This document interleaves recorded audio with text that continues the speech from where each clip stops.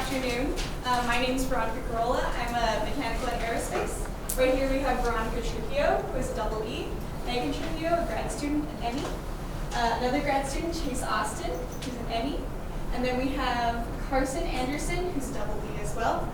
And we are double E and 3. So we decided to utilize triboelectric material to generate electricity through an interactive art display. So there we are, EcoArt. So our needs statement, again, as Kelsey said, was number 8. So our job was to utilize and store untapped energy to be able to use in homes and offices to create a net zero energy system. Enjoy this next video. Full of unsolved problems that are too big to answer, like world hunger, pollution, climate change, homelessness, food shortages, and poverty, inequality, and the energy crisis. But what if we could? One problem at a time. One person can only do so much in their lifetime. When we get caught up in our work and home lives, we tend to ignore the problems that are not immediately in front of us. But everyone can do their part on a small scale with EcoArt. EcoArt is a way to generate energy by using an interactive art installation to conduct electricity and store it for later use. So basically, you can make electricity by releasing stress with punches. Once hit, the cactus will move back and forth, creating electricity through polarized dielectric material, and will force it into a battery to store the power. This power can go into the grid or be used as a generator to power something in your home or office. These interactive art pieces can be strategically placed so they can generate the greatest amount of energy possible. Everyone wants to make the world a better place, including us at EcoArt. So just remember, when you see EcoArt, do your part.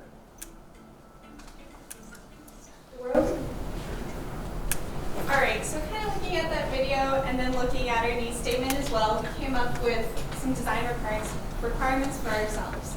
So the first one was to obviously harvest energy. We wanted to be able to store the energy. Whatever we made, we wanted it to be durable. We wanted it to be interactive and fun for users, and of course cost efficient. We also wanted to try to be able to use recycled material. And then the most important to us is educate people on triboelectric nano generators, or TANGs for short. So I'll tell you a little bit about our brainstorming process. So obviously we wanted to combat energy waste. So the first thing we did was look into what energy waste was the most in homes and offices. So the top 3 were lighting, HVAC systems, and energy wasted from things that are left plugged in.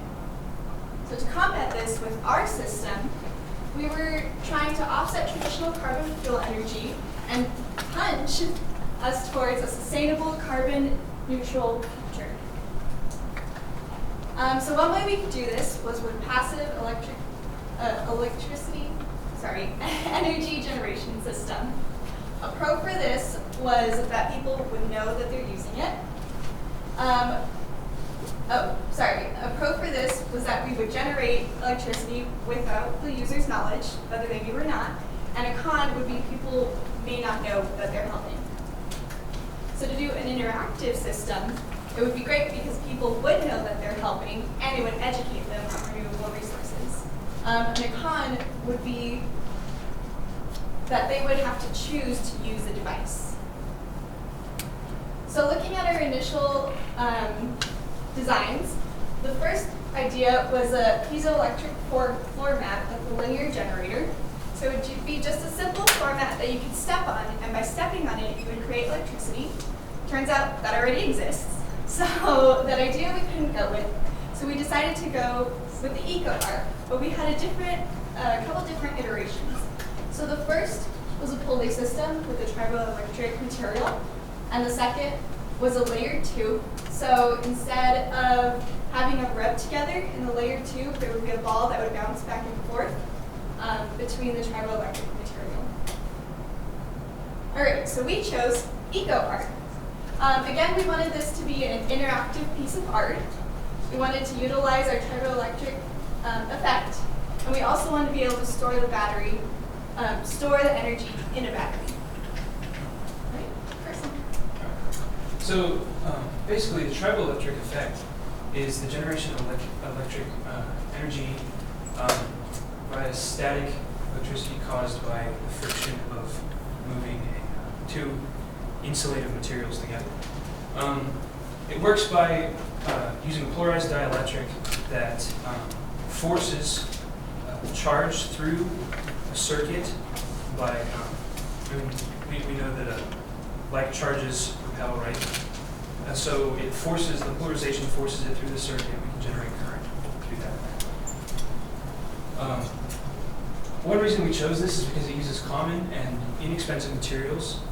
And in advanced research in this area, people are doing some pretty incredible stuff with, like we mentioned earlier, these triboelectric nanogenerators.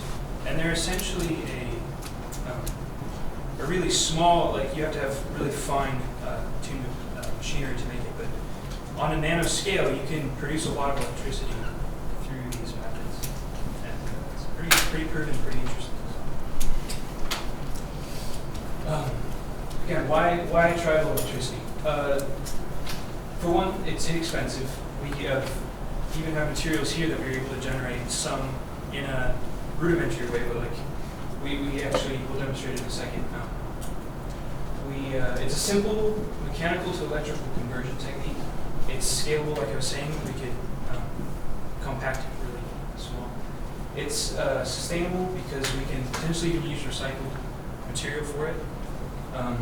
Durable and low maintenance, and has a moderate conversion rate, which makes it pretty effective for the price.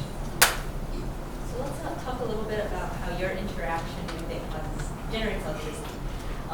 With the outside, which would be a durable foam surrounding a plastic casing that you can punch, pull, throw, toss, whatever, as long as you disrupt it, because it is an unstable dynamic system due to the springs at the bottom, that's a spring constant, and the top, which would be a heavy tip mass, probably made of sand.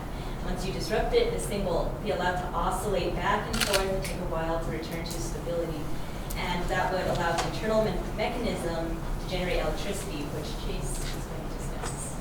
Yeah, so just a little bit of how we're going to be converting that mechanical energy into electrical energy. The way that we work it is a sort of piston system. So we have two tubes sitting within each other. The one on the outside is going to be an aluminum tube with a polyamide tape on the inside, and the one on the inside is going to be just a simple PVC pipe with aluminum tape on the outside of it. So as this cactus rocks back and forth, it's connected to a spring up top. And the spring is going to cause that kind of one-dimensional motion, that rubbing motion that we need to generate electricity. And so just a real simple example of how it looks like on the inside. So this is our aluminum beam, or our aluminum tube with polyamide tape, and then on that right side is going to be the PVC pipe with the aluminum tape on the outside. Essentially, we're making a sandwich between the aluminum and the polyamide tape, and that's what's creating our electricity. And then we were actually able to prove our concepts through examples. So as you can see, we have about 8 strips of the aluminum tape, and as Carson's rubbing, we were able to generate almost 30 volts of electricity just with a very simple rudimentary experiment. So this is our concept for the energy storage. We want to get a massive, create a battery bank, which could be scalable. We could go as low as 1 2-volt battery up to 12 volts. We can determine this based on data from how much electricity we could produce. The inspiration was from Leyden jars, which are typically used to gather static electricity.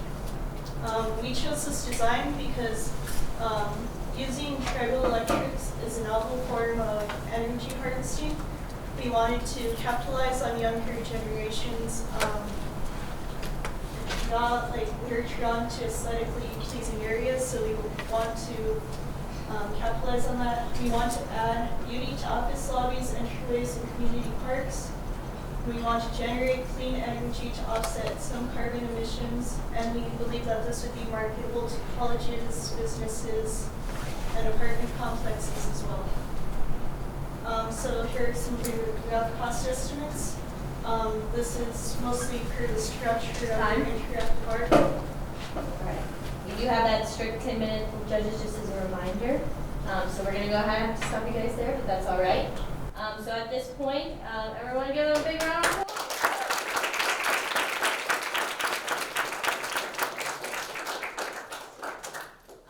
Let's open it up for questions. Thank you.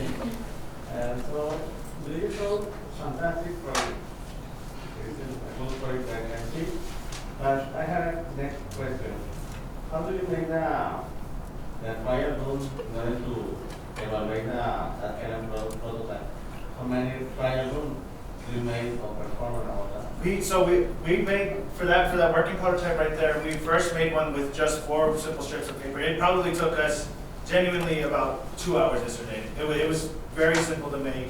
We had all the material already in the Aggie Innovation Space, which is why it's such kind of a cool idea, because all it's going to take is a little bit of wiring and 2 materials that either like to give off electrons or like to take electrons. And then once you rub them together, like for example, we made one we drew on paper with graphite, and we created some amount of electricity out of it as well. So very simple, very cost effective. Yeah, thank you. The next question is it?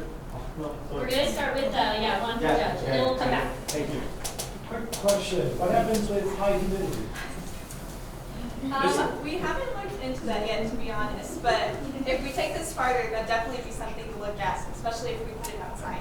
There's a lot of limitations in our understanding, obviously, of this technology. And I mean, the current kind of development in this area is really only as old as like 2014. Some of these energy harvesting techniques were really only around since then. So it'd be a good way, I think, to introduce it as getting it out there and educational. Luckily, it is kind of a contained environment as well, so like humidity, I don't think would be a huge issue. So sorry about that. We try to keep it. Going back to this, his question is about if you were to do this formally and validating your prototype, how would you do that? Have you discussed those things? Have you seen something like that in the literature? So we actually haven't seen too much. Again, we've seen our insight process a little bit, but that was the whole idea. That our idea is hopefully pretty novel and new and fun and exciting, and kind of like a pop-up, and it's supposed to be very trendy. So it'll make people excited and then bring them to our product.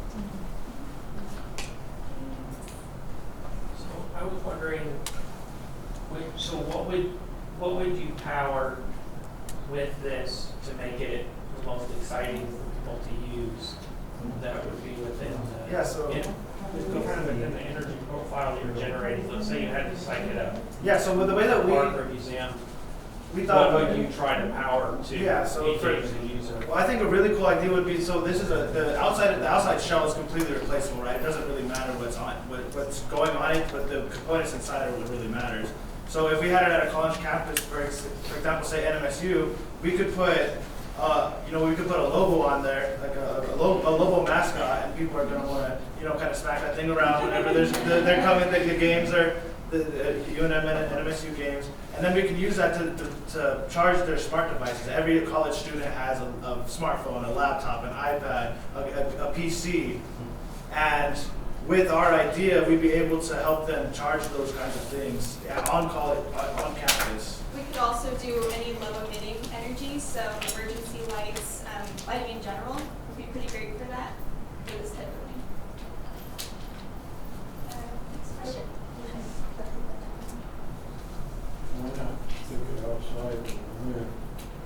It was actually a consideration that we had from the very beginning, and part of trying to figure out this interactivity versus passive Generation. Yeah, passive generation. That was a consideration we made, and I think it could be easily applied to such a mode of generating. The idea is that we wanted this in a heavy foot traffic area, and anywhere that's kind of heavy foot traffic is not going to be great with wind generation. If you're sticking it on top of a building, what's the point of it being interactive art? You know, no one's going to be able to kind of see it. No one's going to be able to interact with it. So while it might work that way as a passive generator, we wanted to kind of make this as much as a renewable energy source. We also wanted it to be an educational tool almost. Bring it to the tail. Oh, yeah. Yeah. Might get a little dirty after that, but. You were speaking of the customer segments that some of the judges mentioned, and saying households, city parks, universities, and I was thinking like Chuck E. Cheese, kids are like touching it. Exactly. Is it durable, or what do you think about the durability of it? Yes, we decided to design it to be made out of durable materials, so recycled PET foam and recycled aluminum. So like the draw of our product is that it'd be made out of recycled materials that are inexpensive and very durable. That's all the time we have for questions for this group.